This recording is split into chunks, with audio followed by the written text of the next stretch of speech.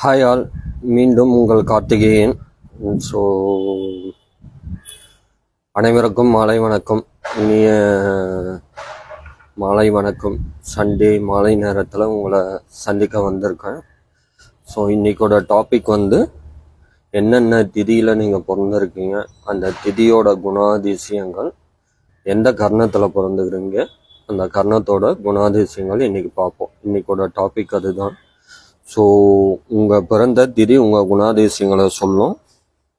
அதுதான் நம்ம பார்க்க போகிறோம். மொத்தம் 15 திதிகள் இருக்குது. கரணம் ஒரு 11 கரணம் இருக்குது. அதை இன்றைக்கி கவர் பண்ண பார்ப்போம். ஸோ இதை பார்த்து ஒவ்வொருத்தரும் பயனடையணும். கர்ணத்தை பிடிங்கன்னு சொல்லுவாங்க.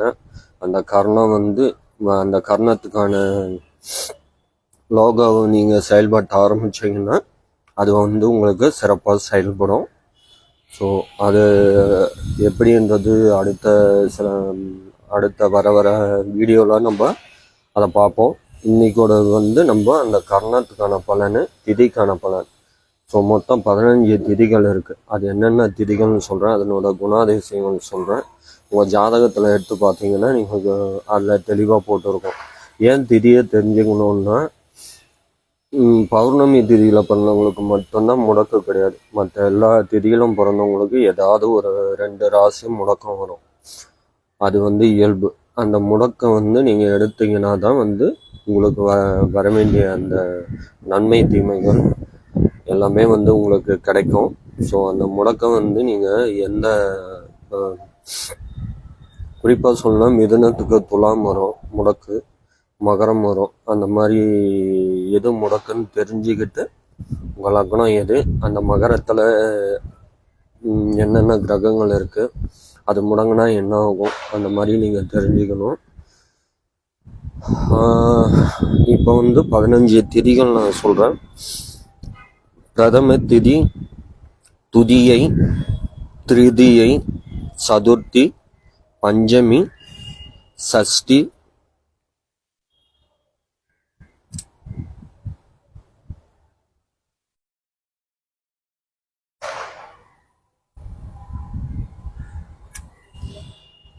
சப்தமி, அஷ்டமி, நவமி, தசமி, ஏகாதசி திதி, துவாதசி, திரியோதசி, சதுர்த்தி, கடைசியாக பௌர்ணமி. பௌர்ணமி தான் ஃபஸ்ட்டு வரும், அதுக்கப்புறம் பிரதம, அந்த மாதிரி ஆர்டராக வரும்.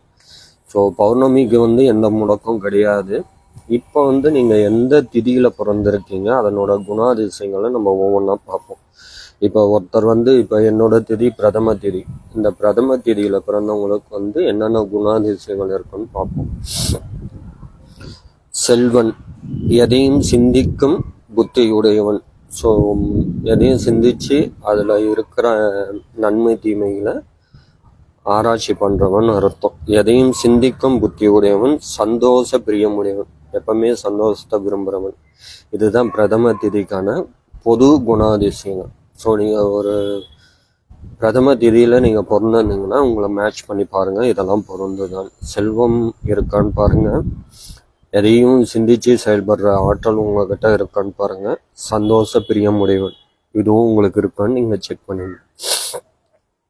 துதியை, சத்திய வசனம் பேசுபவன்னா நேர்மை, உண்மையை மட்டும்தான் பேசுவாங்க. சத்திய வசனம் பேசுபவன். ஸோ பொய் சொல்லாதவன். சத்தியவசனாவே ஆப்வியஸ்லி பொய் சொல்ல மாட்டான்.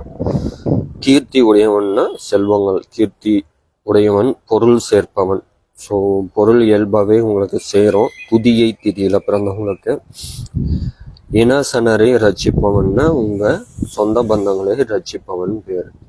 ஸோ இந்த துதியை திதியில் பிறந்தவங்க சத்தியத்தை தான் பேசுவாங்க, பொய் பேச மாட்டாங்க. செல்வந்தன், கீர்த்தி உடையவன், சகல சௌபாக்கியங்களையும் உடையவன், சொந்த பந்தங்களையும் மதிப்பவன். இதுதான் வந்து இதனோட பொது பலன். அடுத்து வந்து திருதியை. இந்த திதியில் பிறந்தவங்க எண்ணிய கர்மம் முடிப்பவன். எண்ணிய கர்மம் முடிப்பவன்னா ஒரு செயலை செய்யணும்னா அதை செஞ்சு முடிக்கணுன்ற அந்த ஆற்றல் அவங்களுக்கு இயல்பாகவே இருக்கும். எண்ணிய கர்மம் முடிப்பவன், அவன் ஒன்று நினைச்சிட்டான்னா அதை செஞ்சு முடிப்பான்றதுதான் அதனோட பொருள். பராக்கிரமசாலி. ஸோ பராக்கிரமசாலின்னா தைரியம் உடையவன். சுத்தம் உடையவன், ஆரோக்கியமாக சுத்தமாக வச்சுக்கணும்னு விருப்பப்படுவாங்க. இந்த திருதியை திதியில் பிறந்தவங்க. பயம் உள்ளவன். ஸோ பாருங்கள், பராக்கிரமசாலியும் இருக்குது, பயமும் இருக்குது. ஸோ அப்பப்போ பயமும் அவங்களுக்குள்ள இருக்கும். அது வாழ்க்கைக்கான பயமும், ஏதோ ஒரு பயம் அவங்களுக்குள்ள இருக்கும்ன்றது தான் அதனுடைய இயல்பான குணாதிசயம். பராக்கிரமசாலியும் கூட. ஸோ ரெண்டுமே இருக்குது. அந்த தைரியம் வரும்போது அது செயல்படும். எந்தெந்த விஷயங்களும் பயப்படணுமோ அதுவும் பயப்படுவான். இதுதான் இதனோட பொருள். தேவ பணி செய்வோம்னா இறைப்பணி செய்வோன்னு பேர். தேவர்கள்னாவே கடவுள் தான். இறைப்பணி செய்யும் ஆர்வம் உடையவன். இது திருதியை திதியில பிறந்தவங்களுக்கான பொது பலன். சதுர்த்தி திதியில பிறந்தவங்க என்னென்ன குணாதிசயங்கள்னு இப்ப பார்ப்போம். நேச சஞ்சாரம் செய்பவன்னா அங்கங்க சுத்தி திரியுங்க. அவங்க விருப்பமான இடத்துக்கு போயிட்டு வர, தூரதேசமா இருந்தாலும் சரி, வெளி மாநிலமா இருந்தாலும் சரி, அவங்க விருப்பப்படுற இடத்துக்கு அவங்க சென்று வருவாங்க. அவங்க விருப்பப்படி பயணத்தை விரும்புபவர்கள் என்று பொருள். எல்லோருக்கும் நண்பன். ஸோ எல்லாருக்கிட்டையும் சகஜமா பழகுவாங்க. இதெல்லாம் அவங்களோட பொதுவான குணாதிசயங்கள். அளவற்ற காரியம் சிந்திப்பவன். அளவற்ற காரியம்னு உங்களுக்கே புரியும் அது. ஸோ அவங்க தன்னோட சக்திக்கு மீறி அதை சிந்திச்சு அதுலேருந்து இருக்கிற நன்மை தீமைகளை ஆராய்ச்சி பண்ணுவாங்க. அளவற்றனாவே அதுக்கு முடிவே கிடையாது. தன்னுடைய இயல்புக்கும் மீறி அவங்க சிந்திப்பாங்கன்றது தான் இதனோட பொருள். மந்திரவாதி. மந்திர தந்திரங்கள் இவங்களுக்கு இயல்பாகவே அமையும். அது அவங்களோட குணாதிசயங்கள். யாருக்கு? சதுர்த்தி திதியில பிறந்தவங்க. ஸோ அவங்களுக்கு உண்டான அந்த தசாபுத்திகள் அவங்களுக்கு சாதகமாக இருக்கும்போது அந்த மந்திர தந்திரங்களை அவங்க தெரிஞ்சுப்பாங்க. யார் மூலியமோ, குரு மூலியமோ, இல்லை புக்கு ஏதோ ஒன்று மூலியமோ அது இயல்பாகவே அவங்கள அடையும்.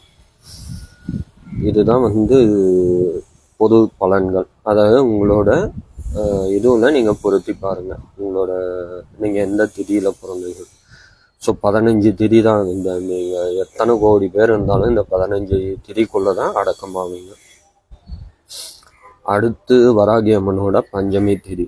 ஸோ அது நுட்பமான தேகத்தை உடையவன். ஸோ நுட்பமான தேகத்தை உடையவன்னா கலைநயமாக ஒரு சிலை எப்படி இருக்கும், அந்த நுட்பமாக இருக்கும் அவங்களுடைய தேகம். சமய ஆராய்ச்சி உடையவன். சமய ஆராய்ச்சினா உங்களுக்கே தெரியும். இந்த சமயம், நம்ம இந்து சமயம்னா அந்த சமயம் அவங்க எந்த இதுல இருக்காங்களோ அதை ஆராய்ச்சி பண்ணுவாங்க. எந்த மதத்துல அவங்க பிறந்திருக்காங்களோ அந்த ஆராய்ச்சி அவங்க பண்ணுவாங்க. அதில் அவங்களுக்கு ஆர்வம் இயல்பாகவே அதிகமாக இருக்கும். பெண்கள் மேல் பிரியம் உடையவன். பெண்கள் மேல் அதிக பிரியம் உடையவன் தான். பெண் தொழில்கள் அதிகமாக இருப்பாங்க. அவங்க மேலே அளவற்ற அன்பு வச்சிருப்பாங்க அப்படின்றது அதனோட பொருள். அது எல்லா விதத்துலையும் அமையலாம். காமம் உள்ளவன். இயல்பாகவே இவங்களுக்கு காம உணர்வு அதிகமாக இருக்கும். பஞ்சமி திதியில் பிறந்தவங்களுக்கு ஒரு இயல்பான மனிதனை விட அவங்களுக்கு காம உணர்ச்சி அதிகமாக இருக்கும். துக்கம் உள்ளவன்னா அடிக்கடி அவங்களுக்கு ஏதாவது ஒரு நிகழ்ச்சியை துக்கத்தை கொடுத்துக்கிட்டே இருக்கும். ஸோ ஏதாவது ஒரு துயர சம்பவமோ ஏதோ ஒன்று அவங்க வீட்டிலேயே ஏதோ ஒரு சம்பவம் அவங்களுக்கு அடிக்கடி துக்கத்தை கொடுத்துக்கிட்டே இருக்கும். அவர் வருத்தப்படுற மாதிரி நடந்துக்கிட்டே இருக்கும். அதே இயல்பான குணங்கள். சஷ்டியில் பிறந்தவங்க. சஷ்டி முருகனுடையது. அந்த சஷ்டியில் பிறந்தவங்களுக்கு அவங்க உடம்பு இயல்பாகவே மெலிந்திருப்பாங்க. முன்கோவி. இவங்களுக்கு சஷ்டி முருகருடையது உங்களுக்கே தெரியும். அப்பா அம்மாகிட்டே கோச்சிக்கிட்டு வந்தவர். ஸோ முன்கோபின்னா எதுக்கு எடுத்தாலும் சொல்லன்னு கோபம் வரும் இவங்களுக்கு. செல்வம் இயல்பாகவே உங்களுக்கு இருக்கும். பிரபுக்கள் சிநேகிதம் உடையவன். பிரபுக்கள்னா ராஜாக்கள். ராஜாக்கள்னா இந்த கலியுகத்தில் கவர்மெண்ட் ஜாப்ல இருக்கிறவங்க, பெரிய பெரிய ஆளுங்க, விஐபிஸ், இவங்களோட சிநேகிதம் அதிகமாக இருக்கும். இதுதான் இதனோட பொருள். சஷ்டியில் பிறந்தவங்க. சப்தமி திதியில் பிறந்தவங்களுக்கு தயால சிந்தனை உள்ளவன். தயால சிந்தனைனா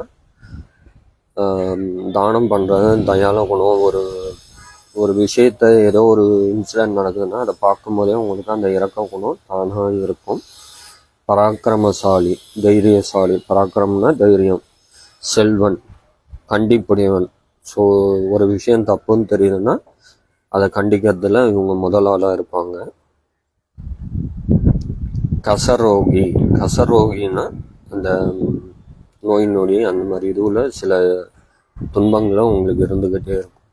கசரோகி. அதுக்கு அஷ்டமி திதியில் பிறந்தவங்களுக்கு அடுத்து சப்தமி பார்த்தா இப்போ அஷ்டமி திதியில் பாருங்கள். அஷ்டமி காலபைரவர். ஸோ லட்சுமி கரம் உடையவன். அவங்க கையில் அந்த லக்ஷ்மி எப்பவுமே இருக்கும். லக்ஷ்மி கரம் உடையவன் அது பேர். முதல்ல எடுத்தோன்னு பிறவி செல்வம் உடையவன். லக்ஷ்மி இருக்காங்கன்னா பிறவி செல்வம் ஆட்டோமேட்டிக்காக வந்துடும். ஸோ பிறவி செல்வம் உடையவன். புத்திர செல்வம் உடையவன். புத்திரர்களும் இவங்களுக்கு எப்பவுமே இருக்கும். காமுகன் பாருங்க, இவங்களுக்கும் அந்த காமம் அதிகமாக இருக்கும். அஷ்டமி திதியில் பிறந்தவங்களுக்கு. கசரோகி அதுவும் இருக்கு. கசரோகின்னா ஏதாவது ஒரு இது அவங்களுக்கு இருந்துகிட்டே இருக்கும்.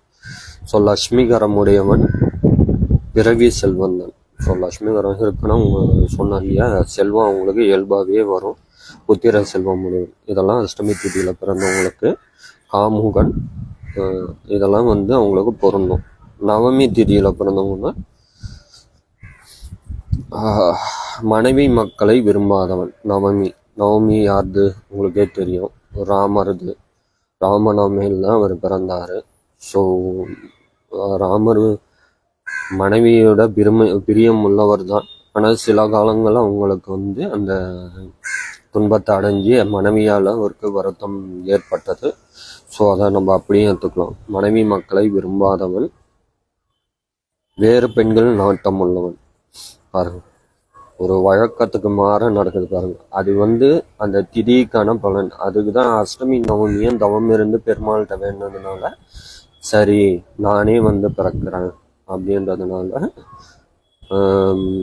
கோகுல அஷ்டமியில் கிருஷ்ணரும் அவரும் பெண்கள் இதுவில் இருப்பார். உங்களுக்கு தெரியும். நவமி அதுக்கு ஆப்போசிட்டாக பெண்கள் நாட்டம் இருக்குன்னா அதுக்கு இல்லாமல் ஏகபத்தினி விரதம் இருந்து அதை நிரூபித்து காட்டினவர். ஸோ அதுக்காக இதை சொல்ல வந்தேன். வேறு பெண்களில் நாட்டம் உள்ளவன் கீர்த்தி உடையவன். ஸோ செல்வந்தன் கீர்த்தி உடையவன் இதெல்லாம் உங்களுக்கு இருக்கும். தசமி திதியில் குணசீலன். குணசீலன்னா அவங்களுக்கு குணங்கள் இயல்பாகவே இருக்கும். எல்லா நல்ல குணங்களும் இருக்கும். தர்மவான், தர்மம் செய்யறதுக்கு தயங்க மாட்டாங்க. யோக்கியவான், எல்லாமே இருக்கு.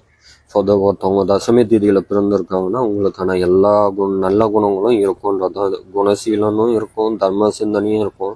யோக்கியம், அவனை மாதிரி யோகியம் உங்களால் பார்க்கவே முடியாது. ஸோ அந்த தசமி திதியில் பிறந்தவங்களுக்கு இது பொருந்தும். ஏகாதசி திதியில் பிறந்தவங்க அழகற்றவன். ஸோ அவங்களுக்கு அழகு கம்மியாக இருக்கும். உத்தம காரியங்கள் செய்வன். உத்தம காரியங்கள்னா நல்ல காரியங்கள் செய்யறதுல வல்லவன் அப்படின்னு பொருள். செல்வன், இவங்களுக்கும் செல்வம் இயல்பாகவே இருக்கும். நீதியுடன் நடப்பவன். நீதி நேர்மையோடு நடக்கிறதுல ஏகாதசியில் பிறந்தவங்களுக்கு இது இயல்பாகவே இருக்கும். துவாதசி திதியில் பிறந்தவங்களுக்கு குணசீலன். நூதன தொழில் புரியணும்னா மறைமுகமாக ஏதோ இந்த கடத்தல் தொழில், அது என்ன மாதிரி தொழிலாக கூட இருக்கலாம். மறைமுகமாக செய்ய முடியும், நேர்முகமாக அதை செய்ய முடியாது. இந்த சீட்டாட்டம் அது இது அரசாங்கத்துக்கு எதிராக செயல்படுற எல்லா குணங்களும் இதெல்லாம் பொருந்தும். துவாதசி திதியில் பிறந்தவங்க நூதன தொழில் புரியவன், செல்வன், தர்மவான். ஸோ இதெல்லாம் இவங்களுக்கு இயல்பான குணங்கள். திரியோதசி திதியில் பிறந்தவங்களுக்கு இனசனமற்றவன்னா சொந்த பந்தம் இல்லாதவன். ஆனால் அந்த மாதிரி இல்லை, இருந்தாலும் கம்மியாக இருக்கும். சொந்த பந்தம் கம்மியாக இருக்கும். கீர்த்தி உள்ளவன், வசதி வாய்ப்போடு இருப்பான். செல்வன், மந்திரம் அறிந்தவன். திரியோதசியில் பிறந்தவங்களுக்கு மந்திர சக்திகள் இயல்பாகவே அவங்களோட நல்ல தசைகளை, குரு தசையோ அந்த மாதிரி நல்ல தசைகள்லாம் அவங்களுக்கு இல்லை. அப்படி மாரக தசையாக நடந்ததுன்னா சுக்கிரனோட தசையில் வரும்போது இல்லை ராகு கேது வரும்போது அந்த ஆப்போசிட்டாக பிளாக் மேஜிக் பண்ணுறதுல இவங்க மந்திரங்கள்லாம் தெரிஞ்சுக்கிறதுக்கு நிறைய வாய்ப்புகள் இருக்கு. சதுர்தசி, முன்கோபி, பிறர் பொருளை அபகரிப்பவன். சதுர்தசி, முன்னாடி பார்த்தது சதுர்த்தி, இப்போ சதுர்தசி. பிறர் பொருளை அபகரிப்பவனா திருடுபவன், பிரியம் உடையவன், எல்லார் மேலேயும் அன்பா இருப்பான். குரோத குணம் உள்ளவன், குரோதனா பகை, பகை குணம் உள்ளவன். பிறர் தூஷணை அடைபவன்,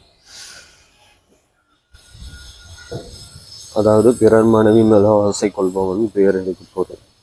பௌர்ணமி திதியில பிறந்தவங்க புத்திசாலி, வித்தை பிரியன், வித்தைகளை கத்துறதுல உங்களுக்கு இயல்பாகவே ஆர்வம் இருக்கும். பொறுமை உடையவன், பொறுமை உங்களுக்கு எப்பவுமே இருக்கும். உண்மை பேசுவான், பொய் எப்பவும் பேச மாட்டாங்க. தயால குணமுடையவன், கீர்த்தி உடையவன்.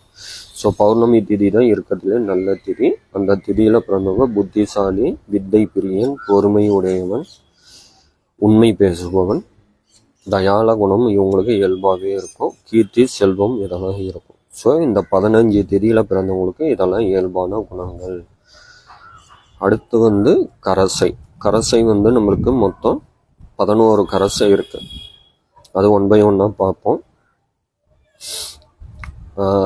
பவம், பாலவம், கௌலவம், தைத்துளை, கரசை, வணிசை, பத்திரகம், சகுனி, சதுஸ்பாதம், நாகவம், கிம்ஸ்துவம். ஸோ மொத்தம் 11 கரசை இருக்கு. அதை 1 by 1 நம்ம பார்க்கலாம்.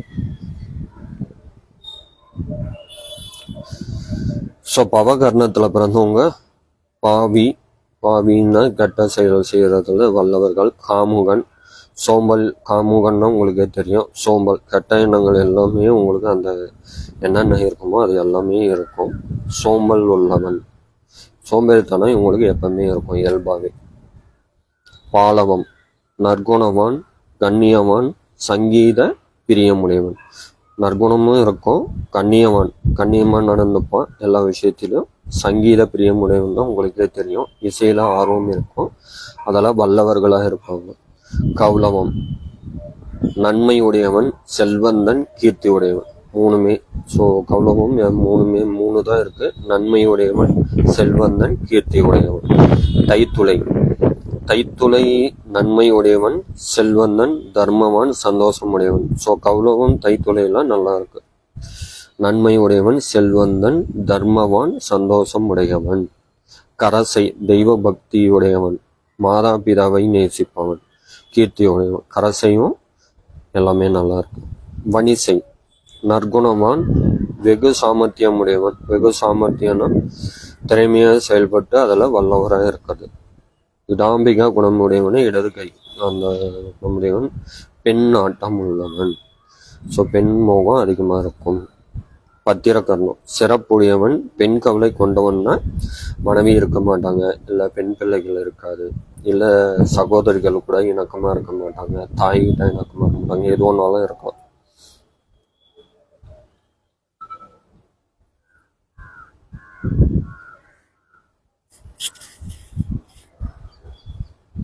சகுனி,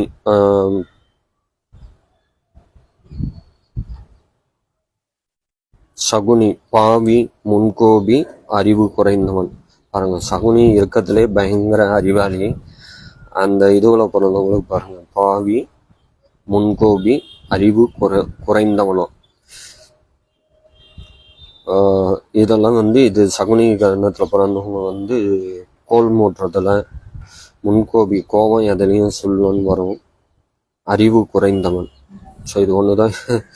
சகுனியை பார்த்துட்டு இதை படிக்கும்போது கொஞ்சம் நம்மளுக்கே ஒரு இது இருக்கும்.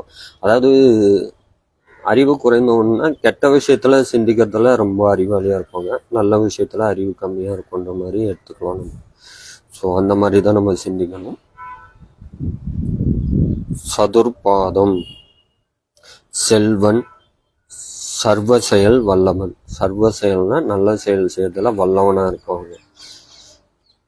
நாகபவம், பராக்கிரமசாலி, சமர்த்தன், செல்வன். ஸோ இதெல்லாம் நல்லா இருக்கு. பராக்கிரமசாலினா தைரியசாலி, செல்வந்தன், சமர்த்தன்.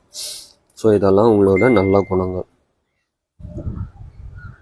கிம்சுத்துவம், சஞ்சலம் உடையவன். சஞ்சலம்னா உங்களுக்கே தெரியும், கெட்டவங்களுடையவன். அந்த பெண் சஞ்சலம் அதிகமாக இருக்கும், இல்லை எந்த விதத்துலையும் அதை ஈஸியாக சஞ்சலம் அடைஞ்சிடுவாங்க.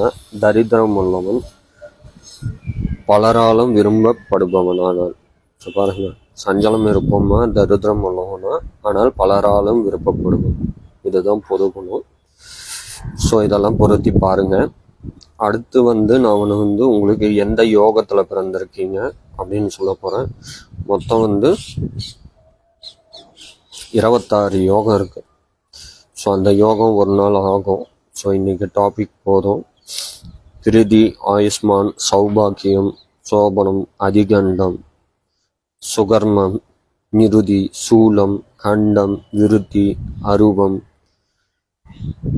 வியாசதகம், அரிசனம், வஜ்ரம், சித்தி, வரியால், பரிகம், சிவம், சித்தம், சாத்தியம், சுபம், சுபிரம், பிராமியம், கடைசியா மகேந்திரம். ஸோ இதெல்லாம் யோகங்கள். ஸோ நீங்கள் எந்த யோகத்தில் பிறந்திருக்கீங்கன்றது நம்ம கண்டுபிடிக்கும். இதை நம்ம நாளைக்கு டாப்பிக்காக கொண்டு வருவோம். அதுக்கப்புறம் இன்னும் 4 பாதங்கள் இருக்கு, அதுவும் நம்ம பார்க்கலாம். அதாவது ஒரு நட்சத்திரம் மிருக சீரிஷன்னு எடுத்துட்டிங்கன்னா 4 இருக்கும், 4 பாதங்கள். அதில் 1, 2 ரிஷபத்துக்கு போகும், 3, 4 மிதுனத்துக்கு வரும். அந்த இப்போ எந்துனா மிருக சீரிஷம் 3வது பாதம். ஸோ அதனோட குணாதிசயங்கள் எப்படி இருக்குன்றது அந்த மாதிரி. ஸோ மற்றவங்களது அந்த மாதிரி உங்களோட ஜாதகத்தில் நீங்கள் பார்த்தீங்கன்னா அவிட்டம் 1ஆம் பாகம், மூலம் 4ஆம் பாகம், அந்த மாதிரி ஏதாவது ஒரு பாதத்தில் நீங்கள் பிறந்திருப்பீங்க. அதெல்லாம் நம்ம 1 by 1 பார்க்கலாம். ஸோ கொஞ்சம் கொஞ்சமாக வருவோம். அதுக்கப்புறம் இன்னும் நிறைய நீங்கள் எந்த கிழமையில் பிறந்தீங்க, மாதத்தில் பிறந்தீங்க, இதெல்லாம் இருக்கும். இதெல்லாம் சும்மா தெரிஞ்சு வச்சுங்க. உங்களோட ஜென்ரலாக உங்களோட குணாதிசயங்களை பொருத்தி பார்த்துக்கலாம், அவ்வளோதானே தவிர இது வேறு எதுவும் இல்லை. இந்த குணங்கள்லாம் இருக்கும், அது நீங்கள் உங்களோட நடைமுறை வாழ்க்கையில் பொருத்தி நீங்கள் செக் பண்ணிக்கலாம், அவ்வளோதான். ஓகேங்களா? ஸோ நம்ம இன்றைக்கி திதி பார்த்தோம், கரணம் பார்த்தோம். நாளைக்கு 26 யோகங்கள் பார்க்க போகிறோம். அந்த யோகங்களோட பலன்களை பார்ப்போம். அதுக்கப்புறம் நட்சத்திர பலன் பார்ப்போம், மாத பலன், கிழமை பலன், அந்த மாதிரி ஒவ்வொன்றா சும்மா நம்ம ஓரளவு தெரிஞ்சு வச்சுக்கலாம். அதுக்கப்புறம் ஜாதகம், அதனோட நுட்பங்கள் இன்னும் நிறைய இருக்குது. அது வரப்போகிற காலங்களில் நம்ம 1 by 1 பார்ப்போம். நன்றி, மாலை வணக்கம்.